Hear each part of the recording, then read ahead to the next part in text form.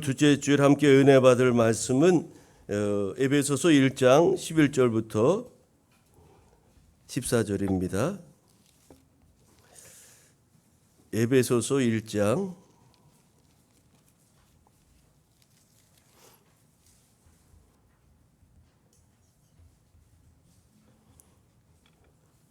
11절부터 14절입니다.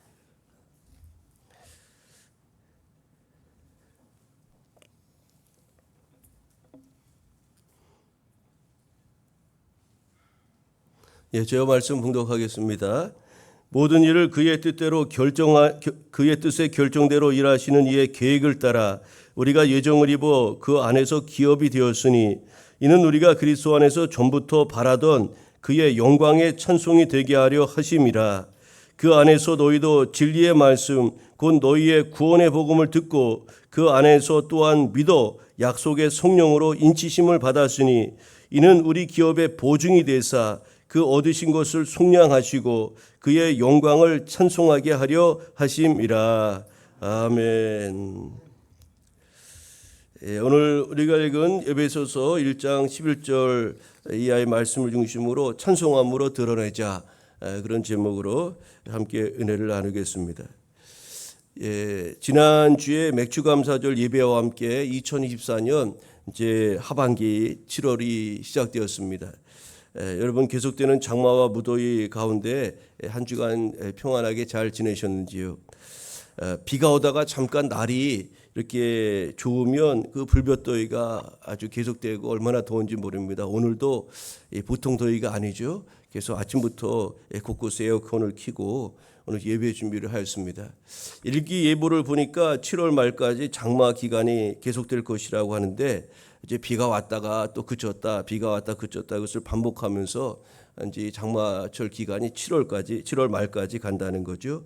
이 장마와 무더위 아주 불쾌지수가 높아지고 또 여러 가지 어려운 그런 때에 여러분 건강 관리 잘 하시기를 바랍니다. 어제 뉴스 보니까 동해안 일대에 그 해수욕장을 다 개장했다는 거예요. 그래서 그곳에서 아주 엄청 작년보다 뭐 40% 이상 이렇게 관광객들이 늘어났다고 하는데 어떤 분이 인터뷰를 했는데 그렇게 표현했더라고요. 물에 갖다 나와서 물에가 이렇게 들어가 있으면 마치 몸이 아이스크림을 먹는 것 같다고 이제 그런 이제 시적인 표현을 쓰는데 얼마나 시원한지 이제 그렇게 표현을 썼더라고요. 오늘 아직 휴가철은 안 됐는데 요즘 뭐 휴가가 따로 내는 것이 아니라 뭐 사시사철 이제 시간 될 때가 휴가철이 되기도 하지만 그래도 여러분 이제 한참 더울 때 이제 곧 7월 말이나 8월 초에 통상적으로 많이 휴가를 가는데 이 더울 때 휴가 날 그렇게 잘 계획하시고 이 더위를 이기는 방법을 제가 일찍이 우리 감독님한테 배운 거를 수차례 말씀드린 적이 있죠. 여름을 나는 비결은 딱 한 가지가 있어요.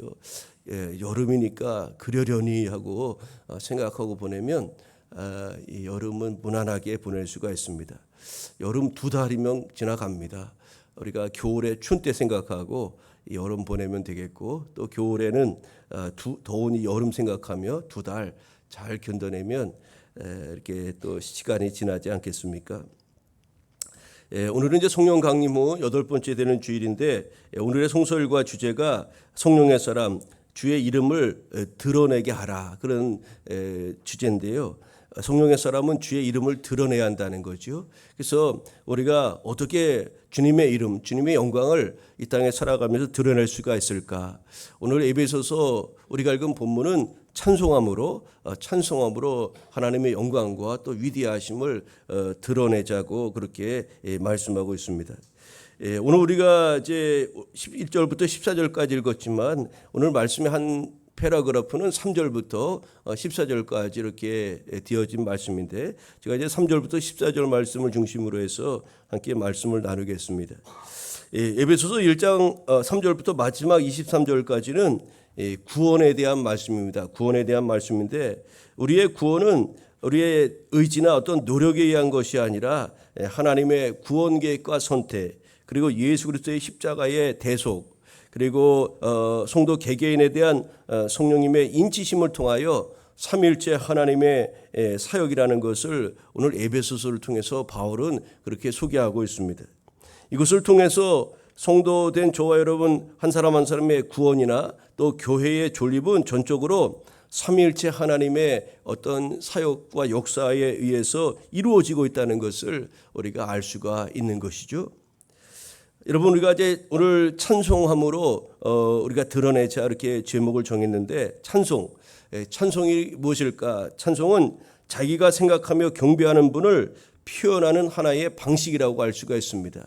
하나님을 높이는 방식이죠. 예배하는 방식. 어떤 사람은 뭐 시를 써서 높이기도 하고요. 어떤 분은 그림을 그리면서 그 하나님의 높으심, 영광을 이렇게 표현하기도 하고, 어떤 사람은 뭐 이렇게 뭐 여러 가지 다른 뭐 그림을 그려서 이렇게 하기도 하고, 다양한 방법으로 이렇게 하나님을 이제 경배하며 그분을 높이는 그렇게 되는데, 그리스도인은 하나님이 주신 그런 하늘의 신령한 복을 노래하는 사람들이라고 할 수가 있습니다. 성도가 부르는 노래, 즉 찬송을 통해서 우리의 복의 근원 되시고 우리의 생명의 주 되신 우리 하나님을 드러내야 한다는 사실입니다. 오늘 이제 본문에 보니까 오늘 3절부터 이렇게 시작하죠. 찬송하리로다. 그리고 마지막 절에도 그의 영광을 찬송하게 하려 하심이라. 그러니까 시작과 끝이 찬송으로 시작하고 찬송으로 끝맺음하고 있다는 것을 볼 수 있습니다. 우리는 하나님을 찬송해야 됩니다. 또 예수 그리스도를 찬송해야 됩니다. 또 성령님도 우리가 찬송해야 됩니다.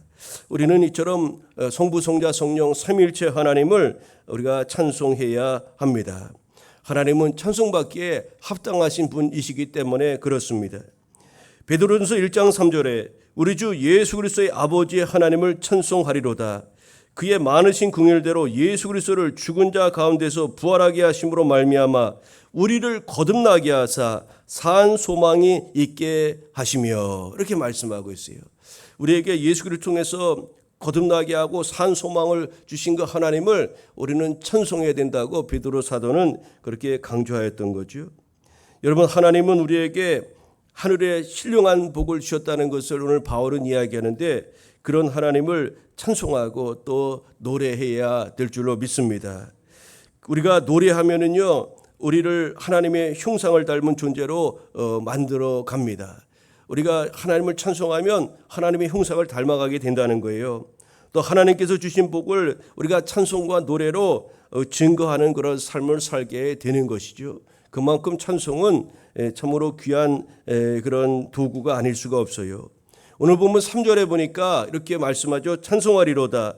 하나님 곧 우리 주 예수 그리스도의 아버지께서 그리스도 안에서 하늘에 속한 모든 신령한 복을 우리에게 주시되, 이렇게 말씀하고 있어요.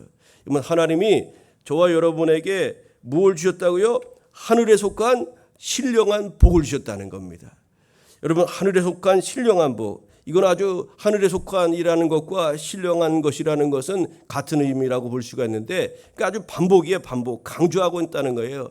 아주 엄청난 복을 우리에게 하나님께서 주셨다고 말씀하고 있어요. 여러분, 하나님은 복의 근원으로 우리에게 은혜와 복을 주시는 분이신 줄로 믿습니다. 그런데 하나님이 주시는 복은 두 가지 큰 특징이 있어요. 첫째로는 예수 그리스도를 통해서 주신다는 겁니다. 예수 그리스도 안에서 주신다는 거예요. 이것이 아주 신비해요. 하나님의 복이 임하는 그런 신비라고 볼 수가 있는데, 예수 그리스도를 통해서 또는 예수 안에서 우리에게 주어지는 복이라고 이렇게 성경은 말씀하고 있다는 거죠. 또 하나, 하나님이 우리에게 주시는 은혜와 복은 또 특징이 어떤 것이 있느냐면, 땅에 속한 것이 아니라 하늘에 속한 신령한 복이라고 오늘 그렇게 소개하고 있다는 사실입니다. 하나님이 우리에게 주시는 복은 아주 예수 그리스도를 통해서 주시는데 아주 하늘에 속한 신령한 것이다, 신령한 복이다, 이렇게 말씀하고 있다는 거죠. 근데 여러분, 보통 대부분의 사람, 저부터 마찬가지지만 우리는 복이라고 하면 무엇을 생각합니까? 10중 8구 우리는 복이라 그러면 10중 8구 물질적 복을 생각합니다. 물질의 복, 이런 것을 생각한다는 거예요. 몸의 건강, 뭐 좋은 직장, 우리 사업의 번창, 자녀들이 진학하는 거, 또 승진, 장수, 이런 범주의 것들을 생각하는 것을 우리가 통상적으로 복이라고 여긴다는 겁니다.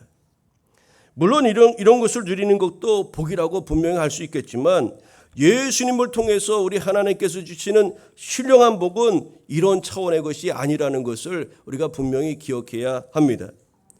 예수님을 통해서 하나님께서 우리에게 어떤 복을 주셨다는 것입니까? 바로 하늘의 복이요 신령한 복이라는 것을 여러분 잊지 마시기를 바랍니다. 이 복은요 하나님의 신비입니다. 세상 사람들이 상상할 수 없는 것들이라고 할 수가 있습니다. 아무리 좋은 것을 갖고 있다 할지라도 여러분 그것과 비교할 수 없는 더 좋은 것이 있으면 여러분 우리가 손에 잡은 것을 내려놓고 더 좋은 것을 잡아야 되는 것이 마땅하지 않겠습니까? 그래서 예수님이 그 천국에 대한 비유를 말씀하시면서 그런 비유를 말씀하셨어요. 우리가 이 천국이 얼마나 귀한 것인지 그 가치를 알아야 된다. 다른 거 다 버리고 그것을 소유해야 된다. 그러니까 어떤 밭에 보화가 담겨있는 밭이 알게 되었어요. 누군가가. 그러면 자신의 전 재산을 팔아서라도 그 보배가 숨겨있는 밭을 사야 된다고 그렇게 비유로 말씀하지 않았습니까? 그러니까 천국, 우리 하나님 나라 영생을 얻기 위해서는 그것이 가장 소중한 것이라는 것을 이렇게 이제 가르쳐 주는 바 말씀 아니겠어요? 여러분, 우리가 다이아몬드가 지금까지는 가장 가치 있는 것으로 이렇게 알려져 있잖아요.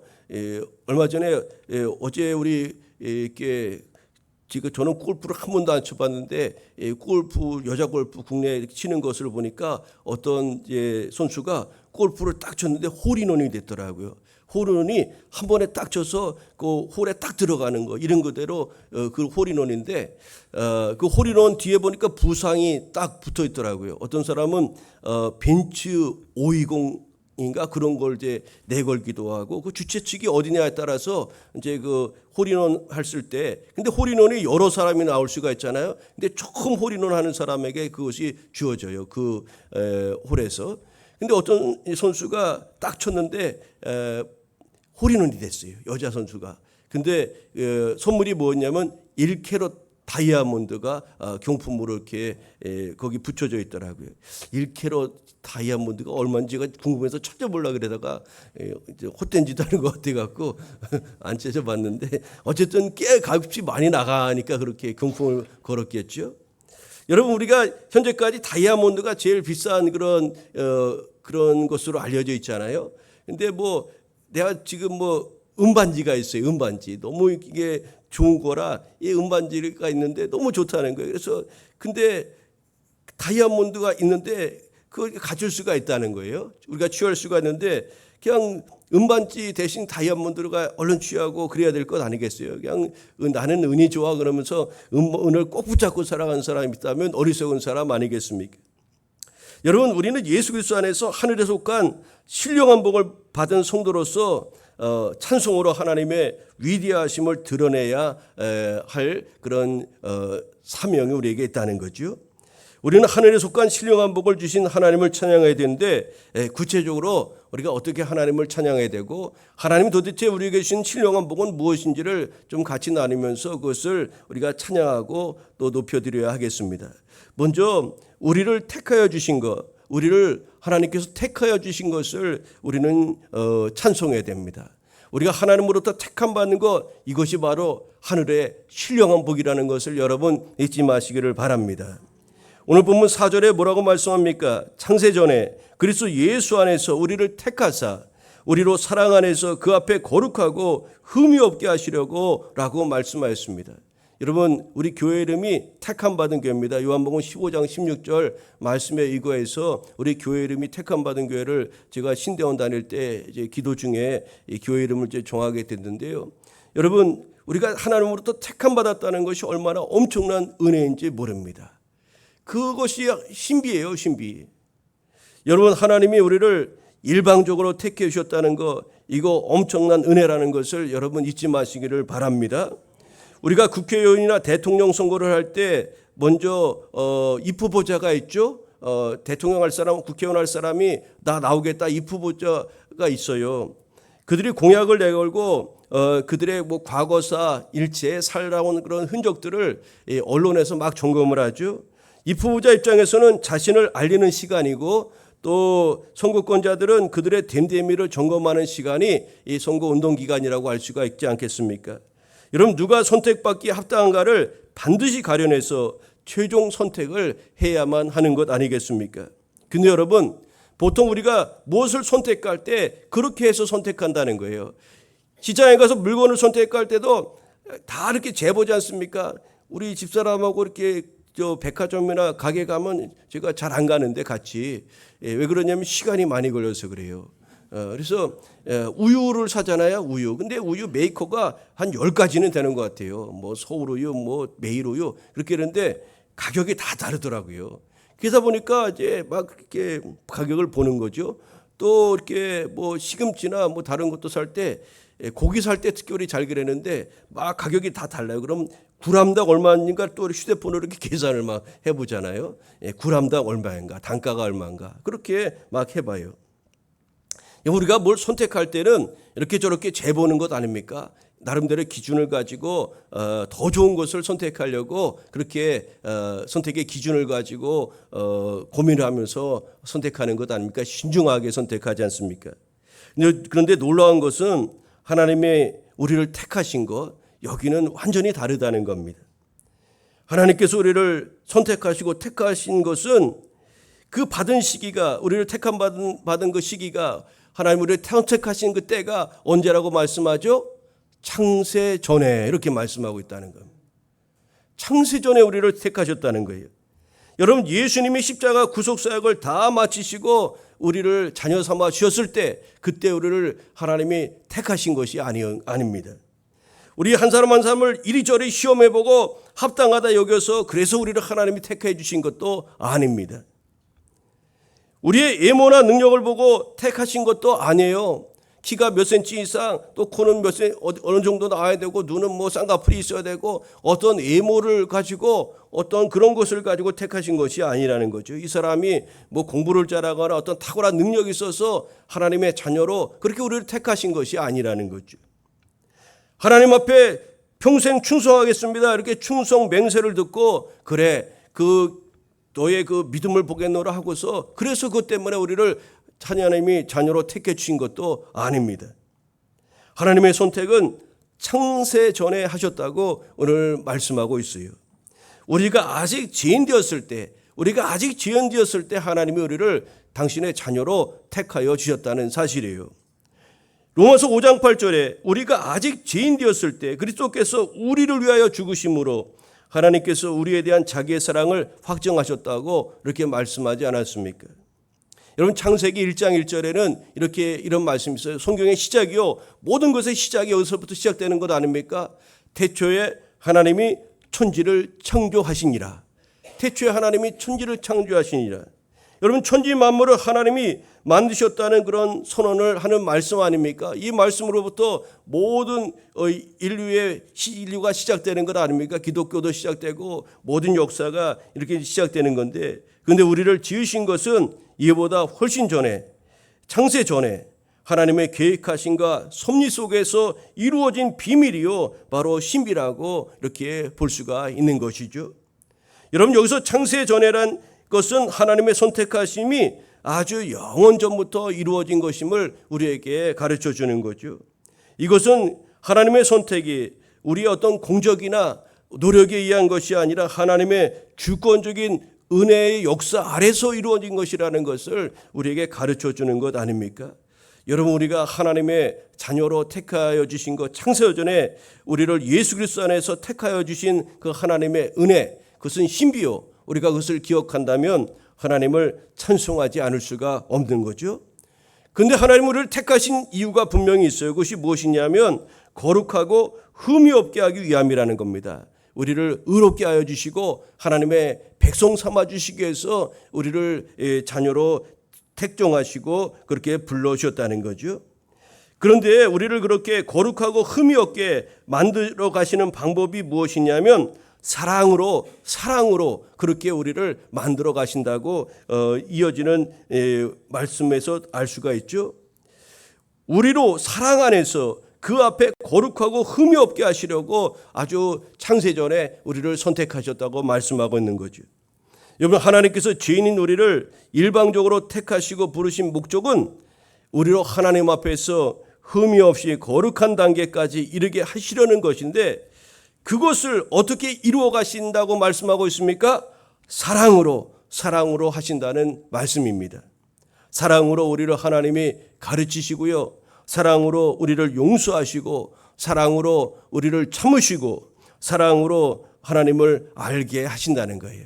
이 사랑으로 우리를 그렇게 거룩하게 흠이 없는 하나님의 그런 백성으로 우리를 만들어 가시는 것. 그래서 예수께서 사랑은 율법의 완성이라고 그렇게 말씀하지 않으셨습니까? 여러분, 우리를 택하여 거룩하고 흠이 없게 하시려는 하나님께 우리는 감사와 찬송을 드리며 나아가야 될 줄로 믿습니다.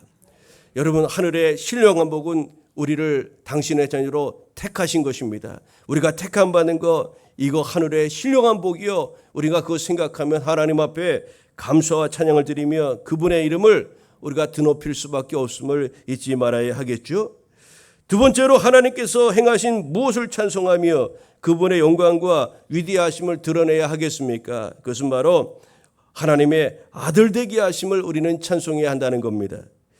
여러분, 하나님께서 예수를 통해서 우리로 하나님의 아들이 되게 하셨다고 그게 말씀하고 있죠.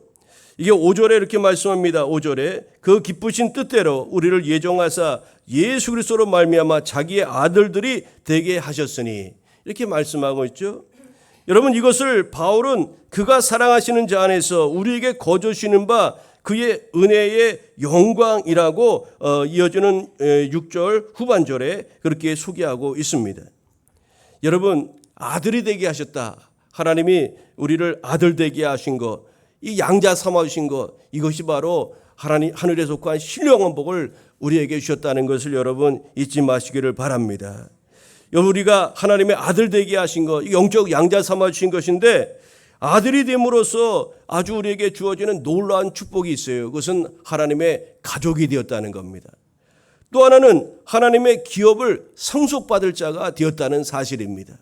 우리가 부모의 누군가의 아들이 되었다는 것은 가족이 된다는 것 아닙니까? 또 그분의 그 부모의 재산을 상속받을, 모든 것을 상속받을 권리가 주어졌다는 것을 의미하는 것 아닙니까? 그렇습니다.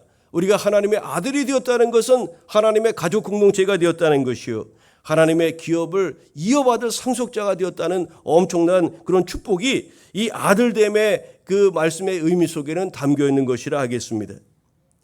요한일서 3장 1절에 보라, 아버지께서 어떠한 사랑을 우리에게 베푸사 하나님의 자녀라 일컬음을 받게 하셨는가. 우리가 그러하도다. 그러므로 세상이 우리를 알지 못함은 그를 알지 못함이라고 하였습니다. 여러분, 아들이 되었다는 것은 말과 글로 형용할 수 없는 그런 놀라운 영광임을 여러분 잊지 마시기를 바랍니다.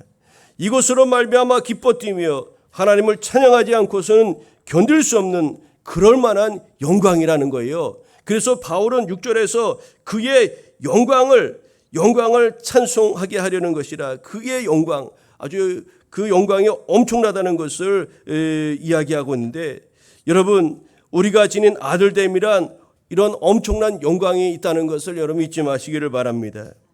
우리는 눈을 떠서 주님만 바라보는 것에 만족할 것이 아니라 우리 자신에 대해서도 눈을 떠야 합니다. 저와 여러분은, 성도는 예수님으로 말미암아 우리 자신에게 임하여 있는 하나님의 아들로서의 하나님의 영광을 정확히 우리는 인식하고 살아야 한다는 사실입니다. 우리를 하나님의 아들 삼아주시고 하늘에 기업을 주신 하나님께 감사와 찬송을 드리면서 우리는 하나님을 드러내는 그런 복된 성도의 삶을 가꾸어 가야 될 줄로 믿습니다. 마지막으로 우리가 하나님께서 행하신 것, 하나님이 우리에게 주신 신령한 복이 무엇이며 또 그분의 영광과 위대하심을 우리가 어떻게 드러내야 할까요? 바로 주님의 보혈로 제사함 받은 것을 우리는 찬송해야 됩니다. 여러분, 우리가 제사함 받은 것, 이것이 바로 하늘의 신령한 복인 줄 믿습니다. 이것은 어디에서도 받을 수가 없어요. 어떻게 해서든지도 받을 수가 없다는 겁니다. 돈을 주고도 살 수도 없고 어떻게 해서든지 얻을 수 없는 것인데, 하나님께서 예수 그리스도 안에서 우리에게 주신 하늘의 신령한 복이 바로 제사함의 복이라는 것을 여러분 잊지 마시기를 바랍니다. 7절에 이렇게 말씀합니다. 우리는 그리스도 안에서 그의 은혜의 풍성함을 따라 그의 피로 말미암아 속량 곧 제사함을 받았느니라고 말씀하고 있습니다. 여기서 주목해야 될 것은 은혜의 풍성함을 따라 제사함, 속량 곧 제사함을 받았다고 말씀하는데 그 단어 사이에 중간에 무슨 말씀이 있냐면 그의 피로 말미암아라는 그 표현이 소개되고 있다는 사실을 우리가 주목해야 됩니다. 이것은 구속 곧 제사함이 은혜의 풍성함만으로는 도무지 설명할 수 없다는 그런 의미 아니겠습니까?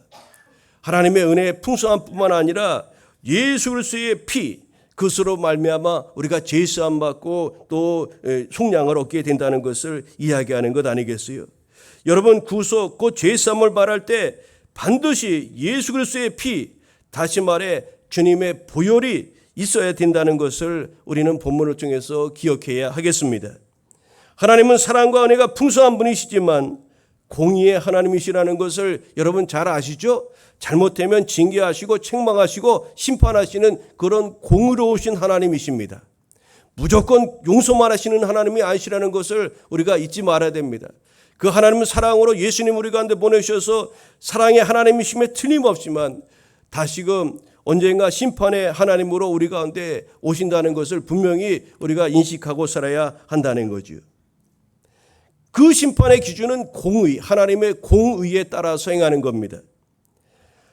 여러분, 인간이 죄를 사하기 위해서는 반드시 공의를 만족시킬 수 있는 그런 대가 지불이 있어야만 하는데 그 대가가 바로 예수님의 피, 예수님의 보혈이라고 할 수가 있는 겁니다. 히브리서 9장 22절에 보니까 피 흘림이 없이는 죄 사함이 없다고 하였습니다. 구약의 이스라엘 백성들이 자신의 죄를 하나님 앞에 회개하러 나아갈 때 어떻게 했습니까? 짐승을 잡아서 짐승에다가 이게 죄를 전가하죠. 이렇게 안수해서 나의 죄를 다 짐승에게 전가시킵니다. 그리고 그 짐승을 잡아서 피를 뿌리고 또 번제를 드리면서 우리의 죄가 이 태워지는 것과 또 피 흘림을 통해서 깨끗하게 없어졌다, 속량됐다는 것을 그렇게 이제 짐승 제사를 통해서 구약에는 제사법을 그렇게 드리지 않았습니까? 그런데 이제 예수님께서 단번에 속죄 양이 되어 주셔서 인류의 모든 죄를 다 담당하시고 십자가에 피 흘리시고 돌아가심으로 말미암아 그래서 인류의 모든 죄를 제가 사함받게 된 것 아닙니까? 피 흘림이 없으면 죄사함도 없다. 이것이 성경의 가르침 아니겠습니까? 예수님이 대속제물이 되어 십자가에 달려 피 흘리심으로 인해서 죄사함의 문제가 단번에 또 완전하게 그렇게 해결된 것입니다. 하나님은 예수님의 대속의 피에 근거해서 당신의 은혜의 풍성함을 따라 예수 그리스도를 믿는 자마다 그 죄를 사하여 주신 것이죠. 우리는 그래서 죄사함을 생각할 때마다 반드시 풍수하신 하나님의 은혜와 더불어 예수님의 십자가 희생의 피를 잊지 말아야 한다는 사실입니다.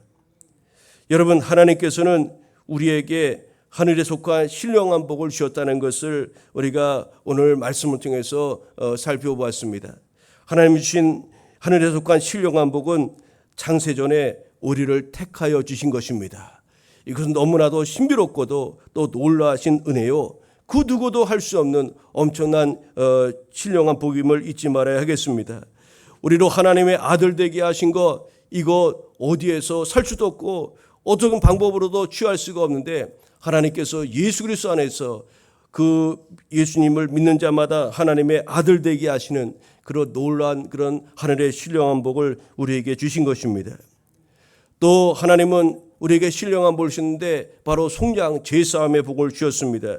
그것은 예수 그리스도의 피, 십자가 대속의 은혜를 통해서 우리에게 제사함의 은총을 주셨는데 이것이 바로 하나님께서 주신 세상에서 구할 수도 없고 살 수도 없는 하늘에 속한 신령한 복이라는 것을 우리가 오늘 말씀을 통해서 살펴보았습니다. 하나님이 이런 놀랍고도 신비한 하늘의 신령한 복을 주셨는데 그 하나님을, 영광의 하나님을 우리는 찬송해야 하지 않겠습니까? 하나님께서는 인간을 선택하신 것은 하나님 앞에 거룩하고 흠이 없는 아들, 양자로 삼고 죄사함을 주시기 위함이지만 보다 궁극적인 목적은 우리의 찬양을 받으시기 위함임을 여러분 잊지 마시기를 바랍니다. 오늘 그래서 3절에 찬송하리로다, 또 6절에 그의 은혜의 영광을 찬송하게 하려는 것이라, 또 12절에도 그의 영광의 찬송이 되게 하려 하심이라, 또 마지막 14절에도 그의 영광을 찬송하게 하려 하심이라, 이렇게 계속해서 찬송에 대한 말씀을 우리에게 소개하고 있는 겁니다. 성령님은 우리 안에서 하나님의 영광을 찬송하도록 그렇게 역사하시는 분이십니다. 우리 안에 인치시고 우리 안에 내주하시는 그 성령님은 그 영광의 하나님을 찬송하게 하시는 그런 분이시라는 겁니다. 우리는 택하심을 받고 아들이 되고 죄에서 해방되었음을 성령 안에서 우리는 노래하고 찬송해야 한다는 사실입니다. 하나님은 우리가 하나님의 은혜를 깨닫고 그 은혜의 영광을 찬송하기를 원하십니다.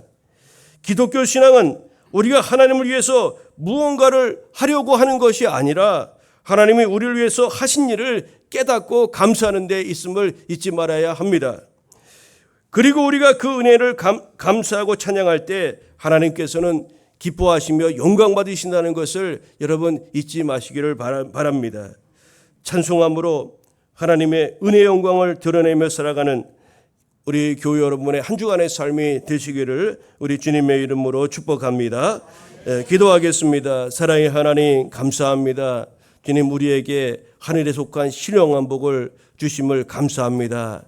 하나님이 예수 그리스도 통해서 우리에게 주신 이 복은 참으로 신비요 또 비밀이었지만 이제 하나님의 때가 되어 이것을 우리 가운데 열어주시고 또 만백성들에게 알려주신 것을 믿고 감사를 드립니다. 성도된 우리는 하늘에 속한 신령한 복을 예수 그리스도 안에서 하나님으로부터 받았다는 것을 늘 기억하며 살아가게 하여 주옵소서. 특별히 우리를 택하신 것에 대해서 감사하며 찬양하게 하옵소서. 아들 되게 하신 하나님께 감사하며 찬양케 하여 주옵소서.